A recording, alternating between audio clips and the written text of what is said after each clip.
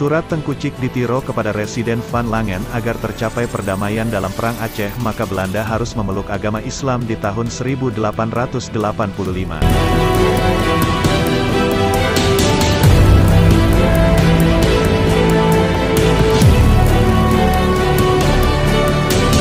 Tahun 1885, Tengku Syekh Saman, Tengku Cik Ditiro, mengirimkan surat kepada Residen Van Langen di Kutaraja, Banda Aceh sekarang. Isinya tak lain adalah ultimatum. Ia menawarkan perdamaian, asal orang-orang Belanda menganut agama Islam, terlebih dahulu pemerintah. Berikut terjemahan transkripsi asli yang tersimpan pada Perpustakaan Universitas Kerajaan Belanda di Leiden, Cot.or, 7321. Duplikatnya tersimpan pada Pusat Dokumentasi dan Informasi Aceh di Banda Aceh.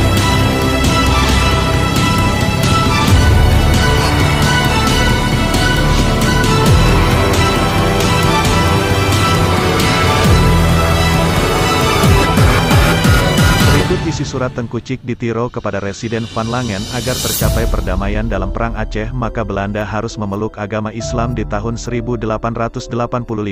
Bahwa inilah alamat kami Tengku Ditiro, barangkali disampaikan ke hadapan Majelis Seri Paduka. Residen tinggal sekarang di Kutaraja di Tanah Aceh Besar adanya.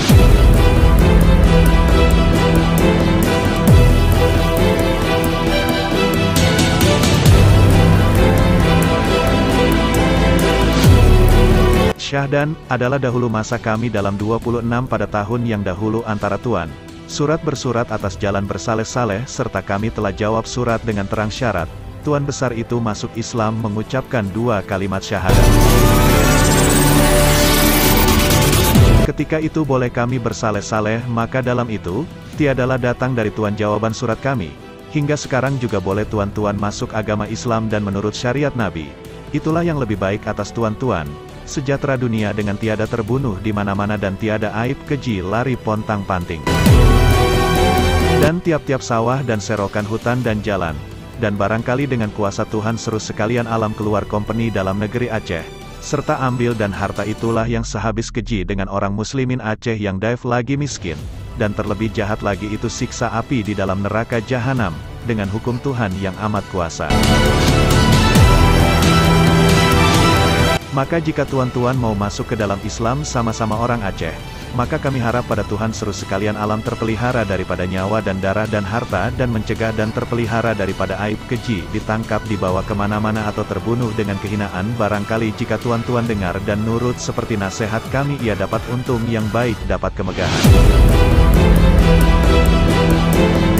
Jadi tuan-tuan akan kepada kami dan dapat harta seperti yang telah lari-lari kepada kami telah dapat banyak harta, dan duduk berjalan pun enak-enak tiada dihukum seseorang atasnya, dan tidur makan pun sedap tiada seorang yang tegah dan tempelak, seperti burung dalam hutan di atas pohon dan seperti ikan yang di dalam air. Hingga berapa dapat perempuan yang baik yang tiada campuran orang dengan dirinya, tiada mengaku daripada hukum Islam setengahnya, yang telah lari kepada kami sudah dapat anak-anak.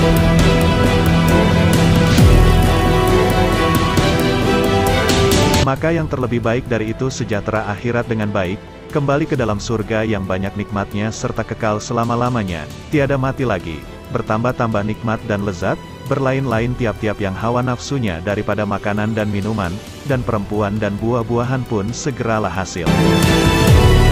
Dan pakaian jenis sekurang-kurangnya martabat isi surga itu 80.000 hadam. Kula komar permata intan yang 1 biji daripadanya itu, terlebih daripada dunia dan barang-barang di dalamnya, dan 70 bidadari perempuan yang menurut. Akan kita dapat kerajaan, yang terlebih daripada 10 kali kerajaan dunia, sekalian itulah halnya akan Tuan. Yang boleh masuk Islam barangkali dengan rahmat Tuhan Allah, syahid Tuan pada perang dengan kafir, maka itu pun berganda-ganda nikmat, 700.000 ganda karena apa tuan-tuan tiada pikir yang kemenangan dunia dan akhirat, setelah Tuan datang azab daripada Allah Ta'ala dunia dan akhirat. Wassalam ala manit taba'al huda.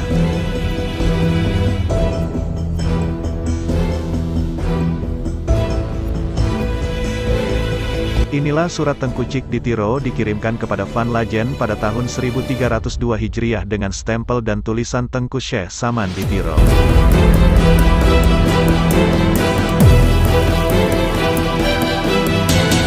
Di dalam surat Kabinet Belanda bertanggal 15 Agustus tahun 1888 huruf X nomor 52 Menteri A.L. meminta Gubernur Jenderal mengenai tuntutan ulama Tiro tersebut sebagai berikut. Tuntutan yang tidak wajar agar kita menganut agama Islam tentulah diketahui oleh Tengku di Tiro maksud ayat ke-257 surat kedua di dalam Quran yang berbunyi, tidak ada paksaan dalam agama. Barang siapa mengingkari takhut dan beriman kepada Tuhan, maka ia memegang tongkat yang tidak akan patah. Kutipan Al-Quran yang dipergunakan sebagai jawaban menteri tersebut telah dikebiri karena lengkapnya berbunyi. Tidak ada paksaan dalam agama, kebenaran jelas berbeda dengan kesesatan. Karenanya barang siapa yang kufur kepada takhut, sama dengan kufur kepada apa-apa yang melewati batas, dan beriman kepada Allah, maka sesungguhnya ia berpegang kepada tali yang amat teguh, yang tidak putus. Dan Allah Maha Mendengar, Maha Mengetahui.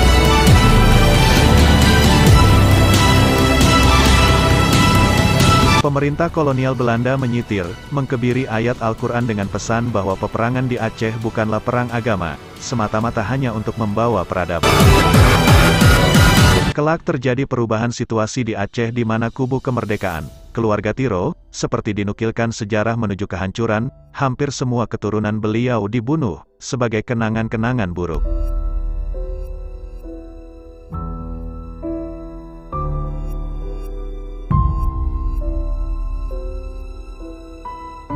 H.C. Zengraf seorang kopral artileri yang turut perang Aceh, kelak wartawan perang yang ulung menulis, dan adakah suatu bangsa di bumi ini yang tidak menulis tentang gugurnya para tokoh heroik dengan rasa penghargaan yang sedemikian tingginya di dalam buku sejarahnya.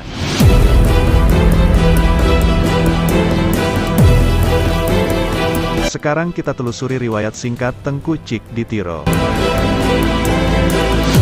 Tengku Muhammad Saman adalah putra dari Tengku Syekh Ubaidillah, sedangkan ibunya bernama Siti Aisyah, putri Tengku Syekh Abdus Salam Muda Tiro.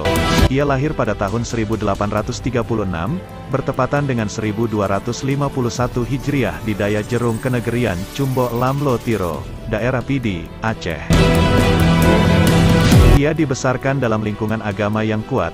Ketika ia menunaikan ibadah haji di Mekah, ia memperdalam lagi ilmu agamanya.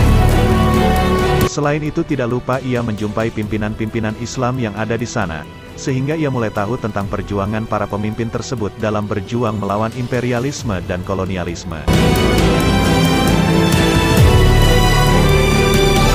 Sesuai dengan ajaran agama yang diyakininya, Muhammad Saman sanggup berkorban apa saja baik harta benda, kedudukan, maupun nyawanya demi tegaknya agama dan bangsa. Keyakinan ini dibuktikan dengan kehidupan nyata, yang kemudian lebih dikenal dengan Perang Sabil.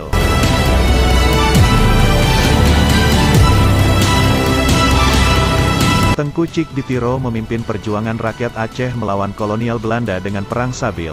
Satu persatu benteng Belanda dapat direbut, begitu pula wilayah-wilayah yang selama ini diduduki Belanda jatuh ke tangan pasukannya. Pada bulan Mei tahun 1881, pasukan Muhammad Saman dapat merebut benteng Belanda Lambaro, Anak Galong dan lain-lain.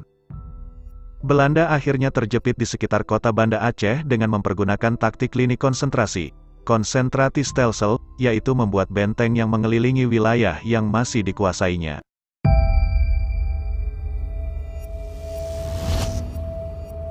Tengku Cik di Tiro adalah tokoh yang kembali menggelorakan Perang Aceh pada tahun 1881 setelah menurunnya kegiatan penyerangan terhadap Belanda. Selama ia memimpin peperangan terjadi 4 kali pergantian gubernur Belanda, yaitu 1. Abraham Prus van der Hoeven, tahun 1881 sampai tahun 1883.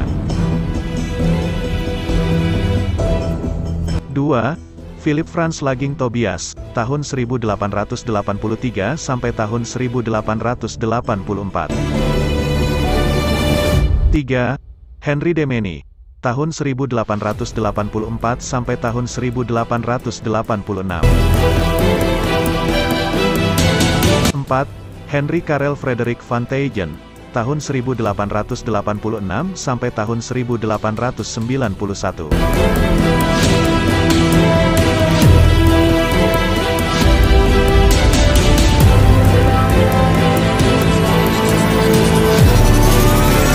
Belanda akhirnya memakai siasat lain dengan cara meracunnya.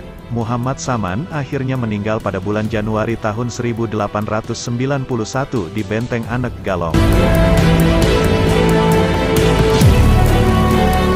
Demikianlah riwayat singkat tentang surat Tengku Cik Ditiro kepada Residen Van Lajen agar tercapai perdamaian dalam Perang Aceh, maka Belanda harus memeluk agama Islam di tahun 1885. Begitu gagahnya Panglima Perang Negara Aceh di dalam menghadapi musuh bangsa, negara dan agama.